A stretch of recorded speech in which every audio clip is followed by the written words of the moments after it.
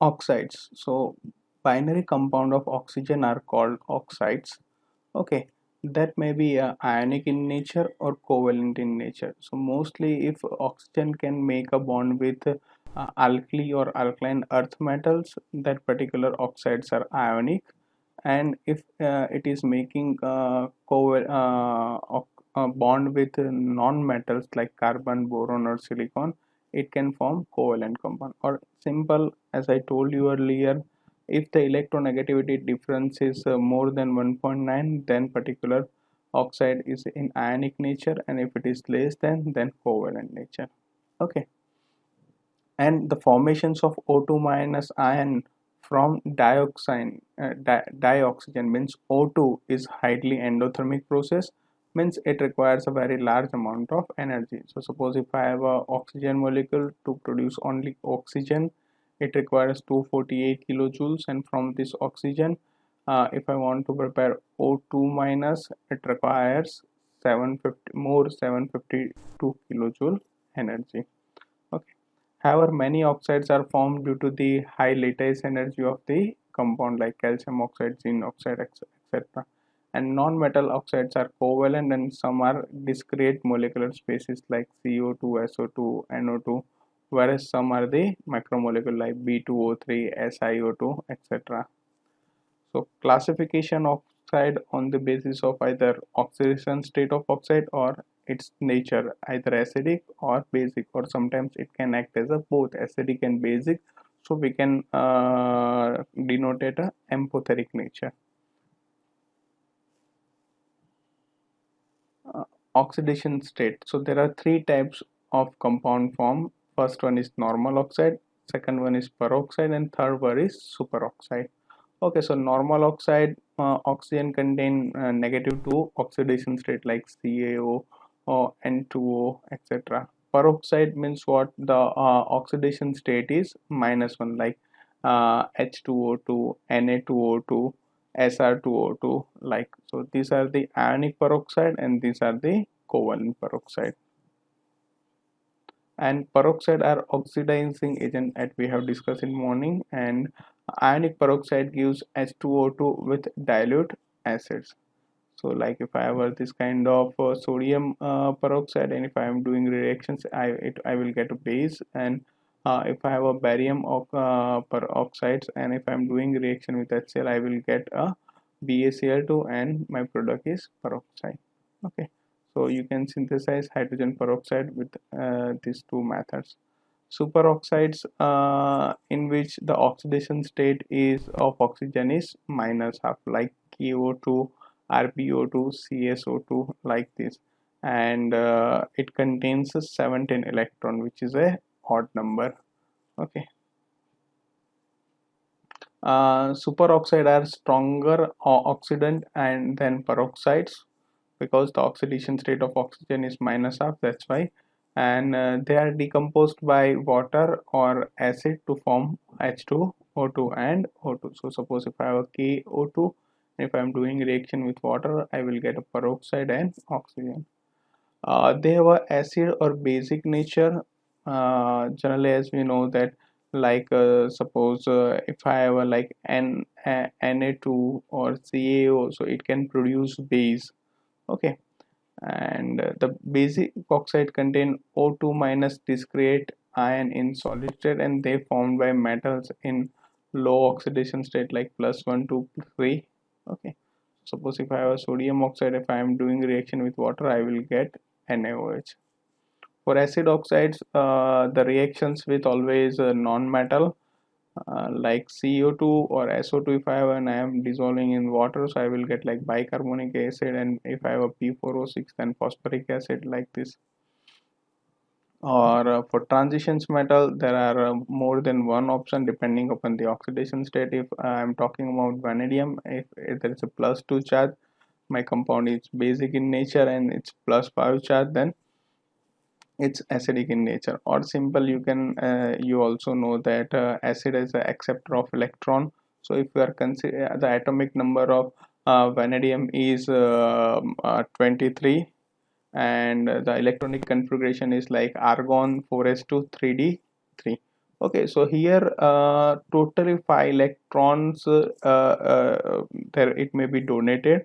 So now there is only you can say the configuration is argon is left. Okay, so that's why there is a vacant 3d and 4s orbital. So that's why this is a acidic in nature. ठीक है, आप इसका atomic number 23 है.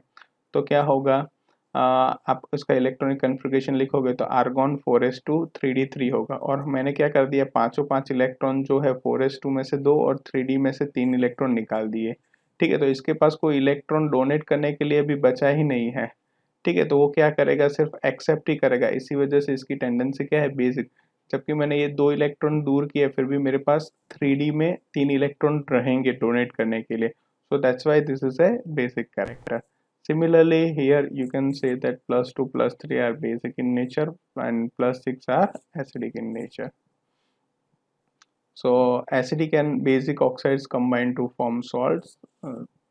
It's as we know that acid and base always react and form salt and water, but here only you will get some kind of salt like calcium oxide and SiO2, calcium silicate, FeO, SiO2, FeSiO3.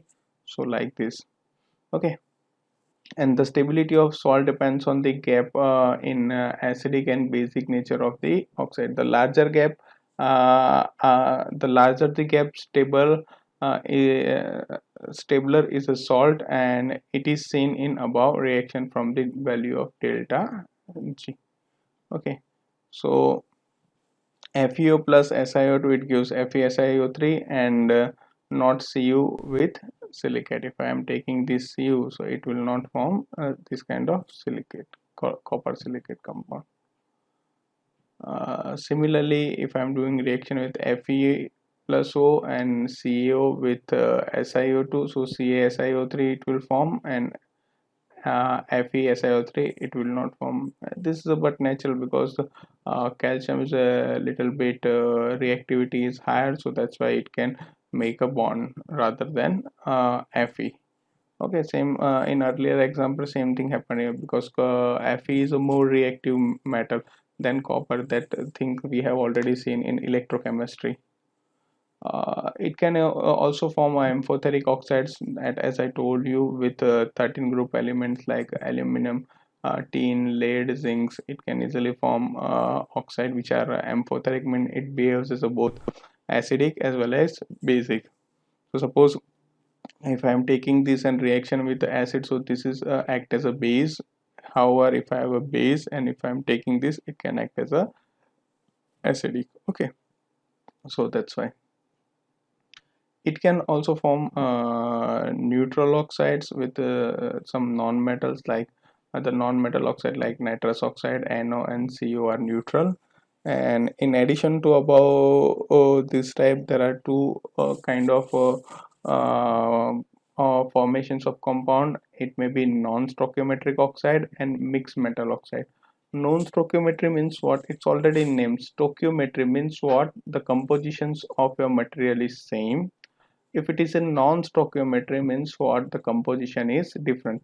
Generally like 1 gem 1 if we are taking, that is a stoichiometry, and if the composition is like 1 gem point 5 or 1 gem point 9, it's like that, so we can say it is a non-stoichiometry.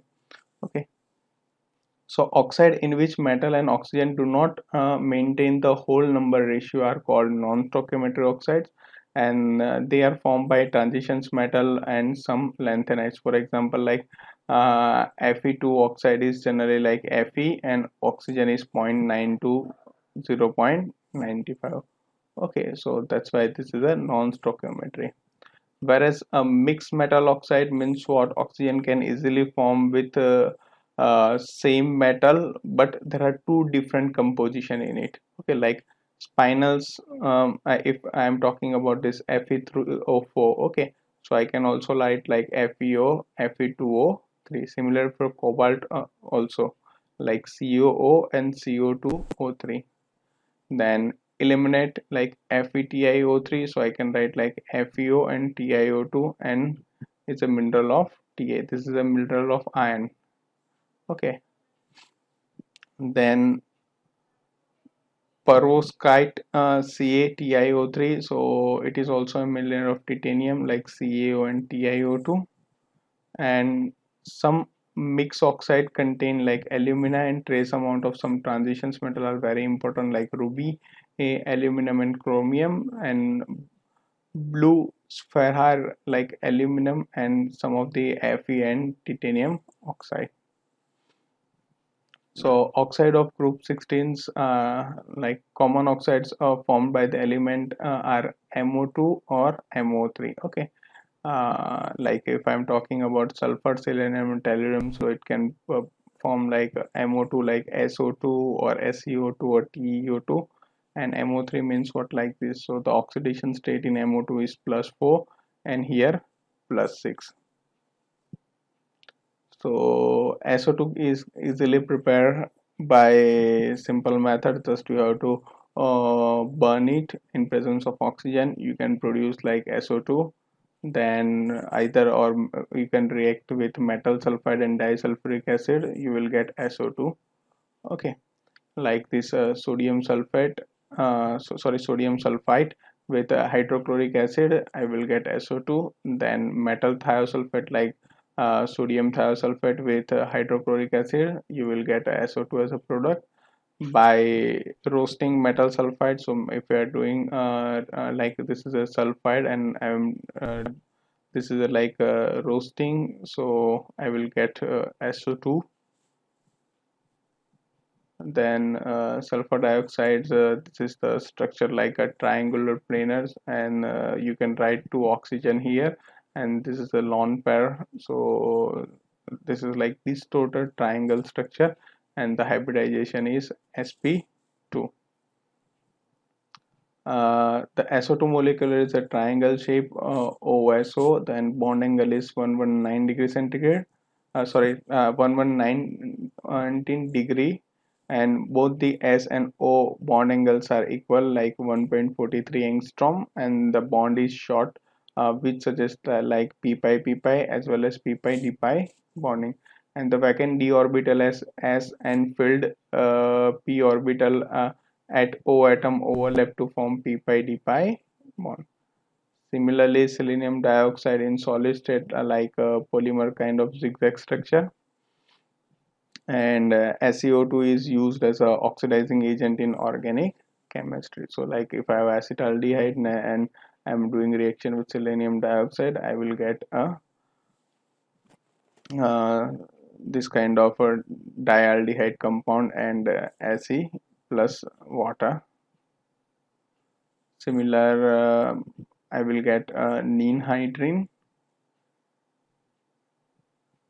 Then tellurium dioxide forms ionic crystal, and the dioxides differ in the reactions with water. So like if I am doing reaction with SO2, I will get some kind of acids. Similarly for selenious acid, and tellurium dioxide is insoluble in water. Okay. The aqueous solution of SO2 has been following equilibrium. Like if I'm doing reaction with H plus and HSO3 minus, okay, and then HSO3, the another H1 will release, and I will get sulfite. Okay, and these are the two dissociation constant. So that's why this is a little bit strong and this is a weak. Although HSO2, H2SO3 does not exist, two series of salt like bisulfite and sulfite are the known. Only NH4 plus and alkali metal except lithium bisulfite are known in solid state. All bisulfite are water soluble because they are salt. For trioxides, it's very easy. From SO2 to you have to prepare SO3 by contact process like vanadium pentoxide you have to use. Similarly for selenium, you have to roasting like, so you will get SeO3, and for tellurium, you can easily produce like tellurium trioxide. Okay.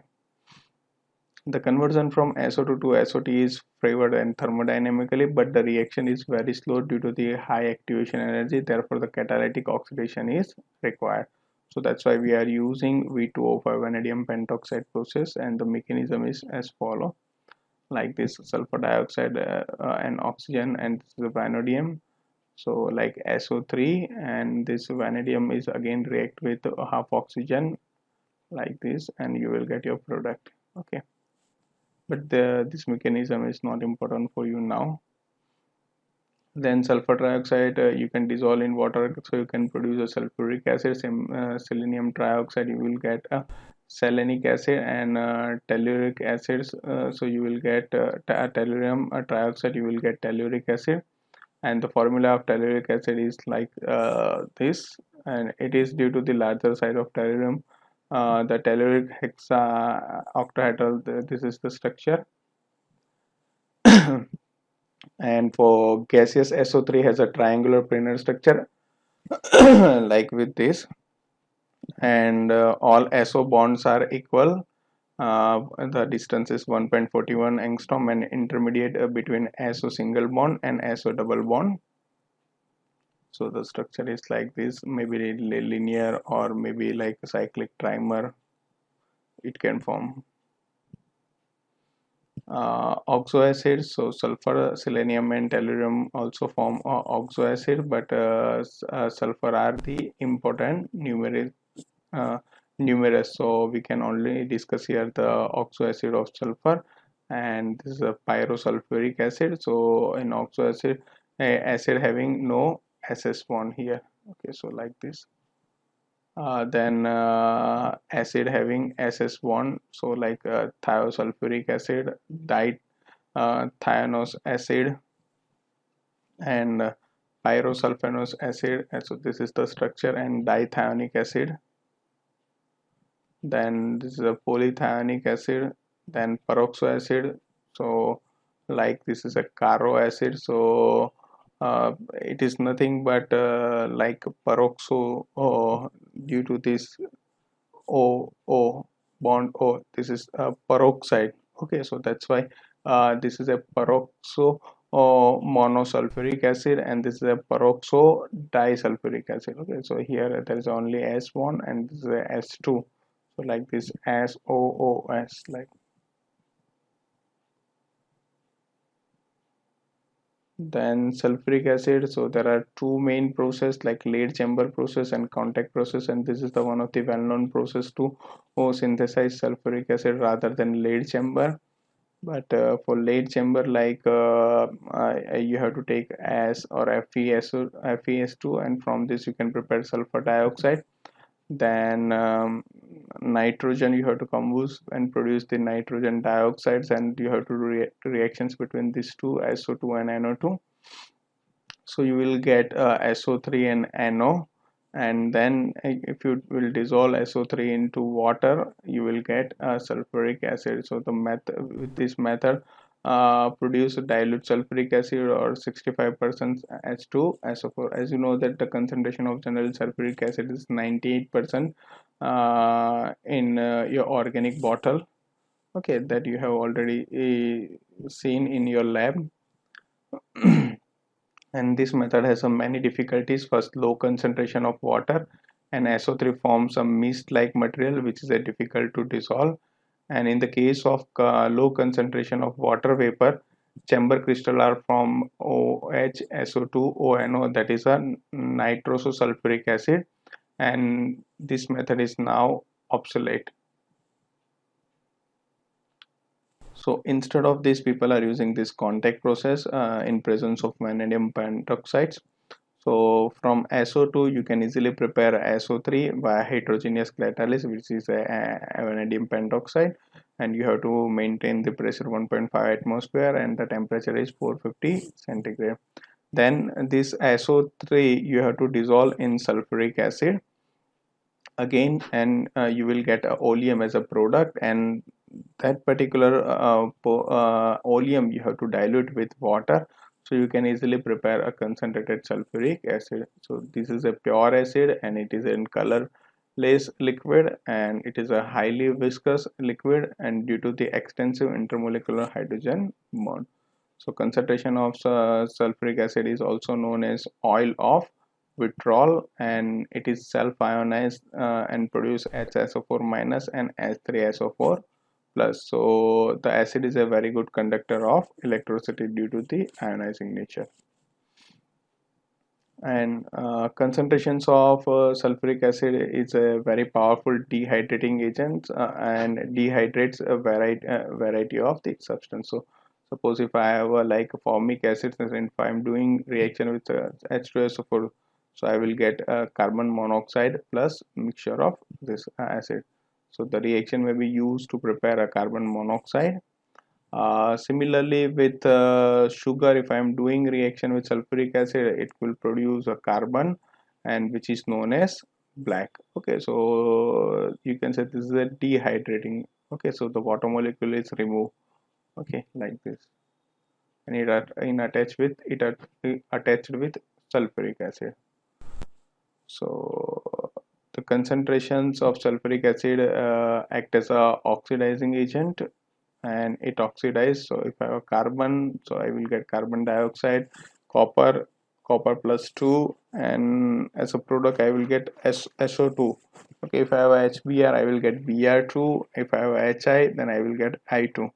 Okay, in all of the above reactions, sulfuric acid is reduced to SO2, and that is SO4 2 minus, and its actual oxidation. So for copper, suppose what will happen, for copper it will produce like copper plus 2 and 2 electron. Thus 2 electron react with SO4 2 minus ion, and it produce SO2, and this 4 plus ion will react with water oxygen molecule, and you will get water molecule. So my final reaction is just you have to do summation like copper plus this SO4 2 minus. Okay, this 2 electron will cancel this 4H plus, like this, and electrolysis of concentrated sulfuric acid gives peroxide disulfuric acid like H2S2O8 at anode, and these persulfuric ions is a very strong oxidant like this, and it oxide like Mn plus 2 to MnO4 minus,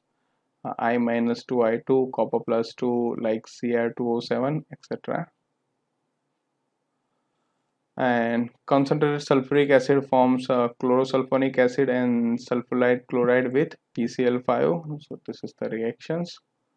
And sulfur can also react with nitrogen and form like SN compound. Okay, and it's very easy, like disulfide dichloride will react with ammonia, so it will form like some kind of H4N4 kind structure like tetrasulfur tetranitride, and the bond distance is like for sulfur is 2.58 angstrom, and for SN is like 1.78 angstrom. So it can form like cage type of molecule. Okay, so this is the end of your chapter.